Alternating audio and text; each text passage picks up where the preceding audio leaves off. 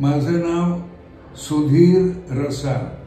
मी इथल्या विद्यापीठामध्ये प्रोफेसर आणि हेड ऑफ दी डिपार्टमेंट होतो.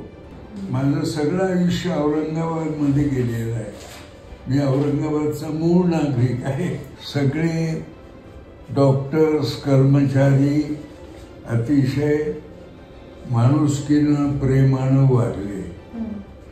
पेशंट आधीच मनानं खचलेला असतो, त्याच्याशी जर चांगलं वर्तन केलं तर बरं होण्याला आवश्यक असा आत्मविश्वास त्याच्यात निर्माण होतो. आणि उपचाराचा हा एक भाग आहे असं मी मानतो.